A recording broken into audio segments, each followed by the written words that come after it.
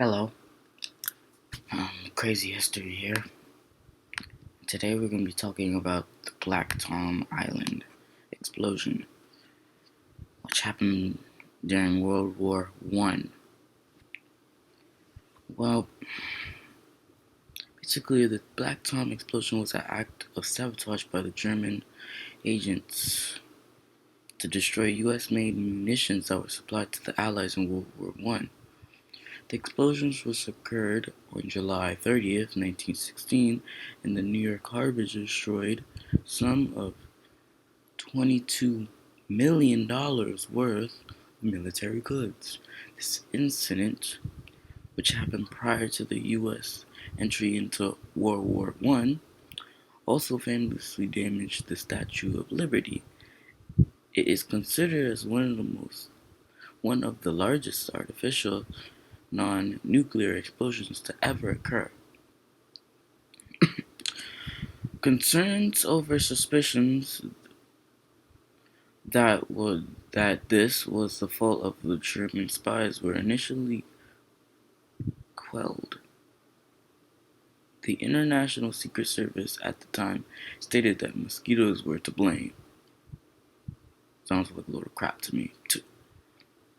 But that's what they said. According to Irvin J. Smith, the first vice president of the International Secret Service, the watchmen employed to guard the millions of dollars worth of war materials were bothered by the mosquitoes and built a smudge to drive them away. A spark from this fire ignited some excelsior under a boxcar loaded with small shells. These exploded and the rest is history. This statement made by Irvin Smith later turned out to be false, and the true motive was quickly released and revealed.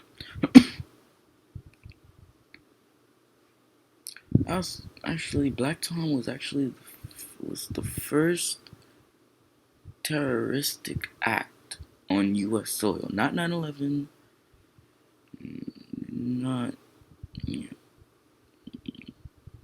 Black Tom explosion was the first event of terrorism on U.S. soil by Germans in World War I. The term Black Tom was referred to an island in New York Harbor next to Liberty Island. The island was artificial, created by a landfill around a rock of the same name, which had been a local hazard to navigation. By 1880, an island was transformed into a 25-acre promontory, and a causeway and railroad have been built to connect it with mainland to use as a shipping depot. Between 1905 and 1916, the Lehigh Valley Railroad, which owned the island and causeway, expanded the island with a landfill, and the entire area was annexed by Jersey City in New Jersey. A mile-long pier on the island housed a depot and warehouses for the National Dock and Storage Company. Black Tom Island is known as Liberty State Park today. In modern times. Black Tom was a major munitions depot for the northeastern United States of America. Until 1915, U.S. munitions companies could sell to any buyer after the blockade of Germany by the Royal Navy, excuse me. Oops, my bad, Royal Navy. However, the only Allied powers could purchase from them. As the result, Imperial Germany sent secret agents to the United States to obstruct the production and delivery of war munitions that were intended to be used by its enemies. On the night of the attack, about 2 million pounds of small arms and artillery and munition were stored at the depot in freight cars and on barges, including 100,000 pounds of TNT on Johnson number 17. All was waiting to be shipped to Russia. Jersey City's Commissioner of Public Safety, Frank Hugh, later said that he has been told the barge has been tied up at Black Tom to avoid $25 charge. Cheap. You're so cheap, Frank Hugh. So cheap. And this is why the explosion happened now. Anyway, the explosion. After midnight on July 30th, a series of small fires were discovered on the pier. Some guards fled, fearing an explosion. Others attempted to fight the fires and eventually called the Jersey City Fire Department at 2:08 a.m. The first and largest of the explosions took place. The second and smaller explosions occurring around 2:40 a.m. Notable location for one of the most major explosions was around Johnson Barge number 17, which I said before. Yeah, and Black Tom Island part, yeah. Which contained 50 tons of TNT and 417 cases of detonating fuses. The explosion created a detonation wave that traveled 24,000 feet per second with enough force to lift firefighters out of their boots into the air. Fragments from the explosion traveled long distances, some lodging in the Statue of Liberty, and some in the clock tower of the Jersey Journal building and Journal Square, over a mile away, stopping the clock at 2:12 a.m. The explosion was equivalent to an earthquake measuring between 5.0 and 5.5 on the Richter scale, and was felt as panes in Times Square was shattered. The stained glass in St. Patrick's Church was destroyed, and the outer wall of Jersey City Hall was cracked, and the Brooklyn Bridge was shaken. People as far away as Maryland, was it where I'm waking, that they thought it was an earthquake, even though it wasn't an earthquake. Property damage from the attack was estimated as $20 million, equivalent to about $460 million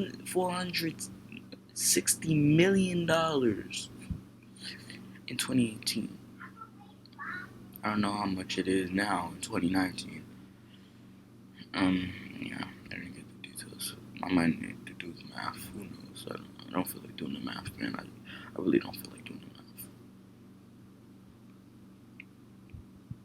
On the island,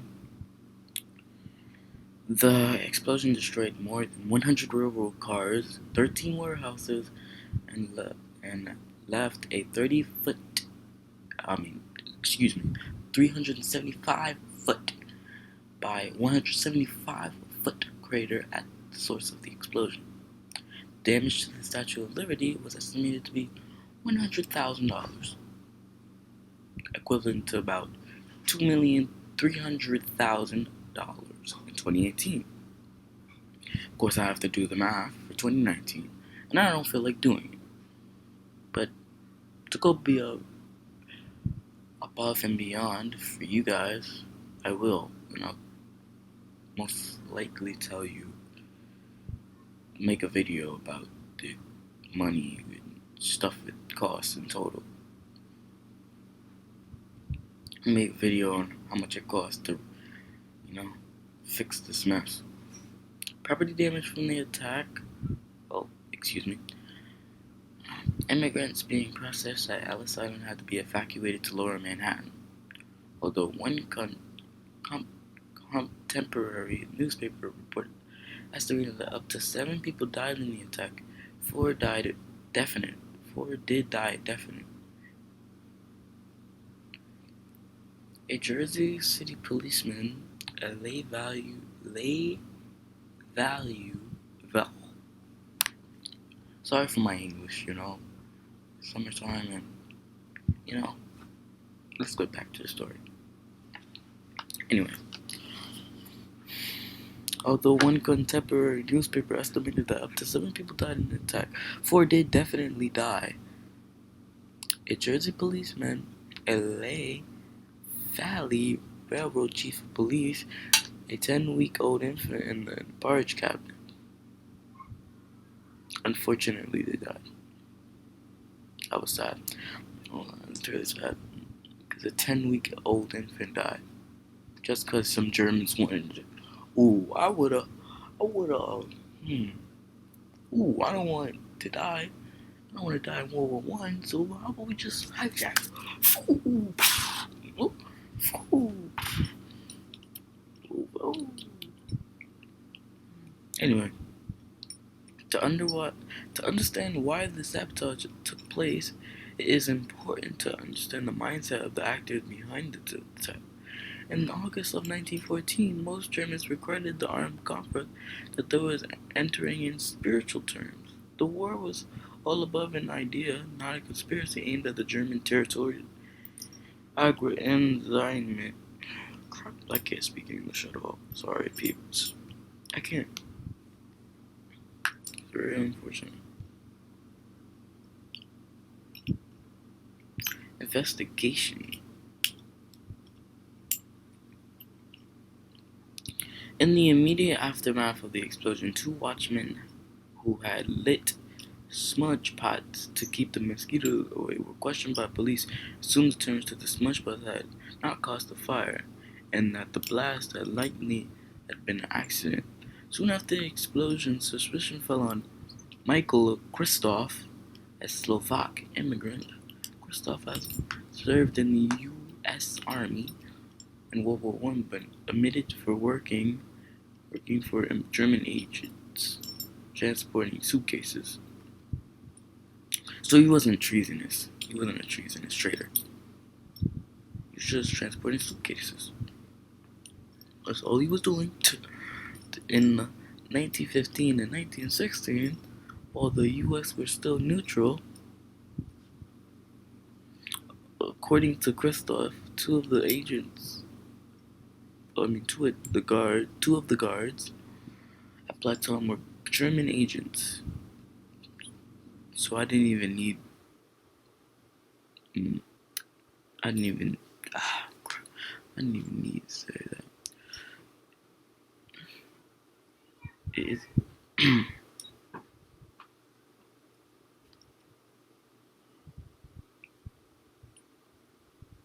It is likely.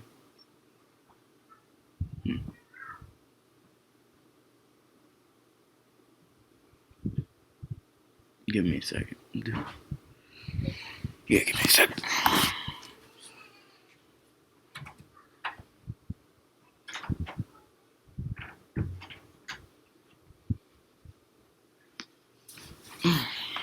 I'm back.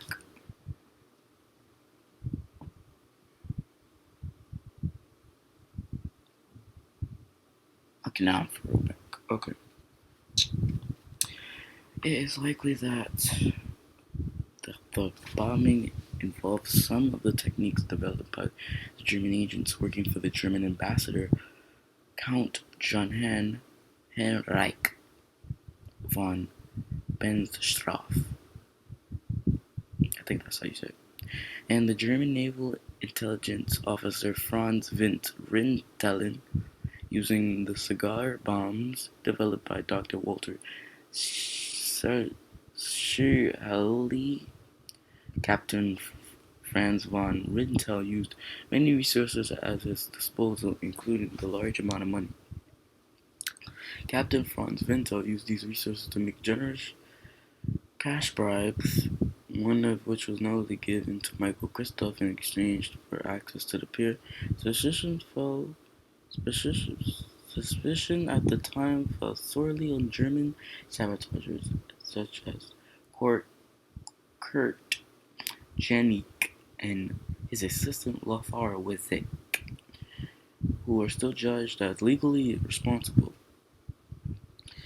It is also believed that Michael Kristoff was responsible for planting and initiating the devices that led to the explosion. Later, investigations in the aftermath of the Annie larceny affair unearthed links between the Goddard conspiracy and the Black Tom explosion. Sorry for my English. It's summertime, and I'm not in school. And I go crazy. Additional investigations by the direct the Naval Intelligence also found links to some members of the Irish clan Nalgeo group and the ended. I'm gonna skip this whole part because this is crazy. The United States did not establish national intelligence service other than diplomats and a few naval attaches, making the investigation difficult without formal intelligence service on the national level. The United States only had communications security on federal statute forbidding peacetime espionage and sabotage, making the connections to the sabotagers and the companies almost impossible to track.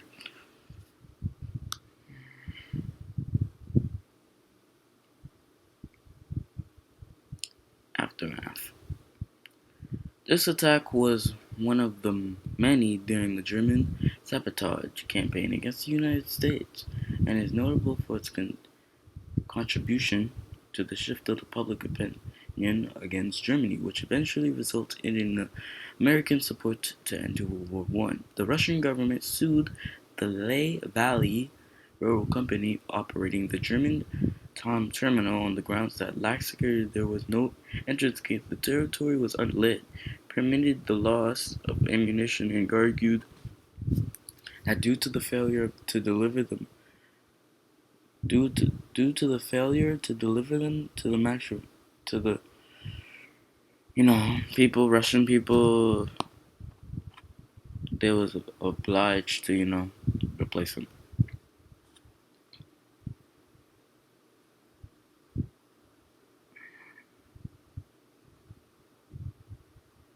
That's basically it. A lot of speaking, right? Yeah, it really was. It really was. Thank you for watching. Subscribe down below. Click the bell. Thank you for watching. Not many people know about the Black Tom explosion. The only reason it really didn't claim it as a terrorist attack, even though it is a terrorist attack, because it was against U.S. soil, and 9/11 isn't the first terrorist attack against America. It really isn't. Black Tom explosion was the first terrorist attack against U.S. soil. Thank you for watching. Like I said before, subscribe down below. And if we hit like 250 views and 15 to 20 likes, then we'll do another video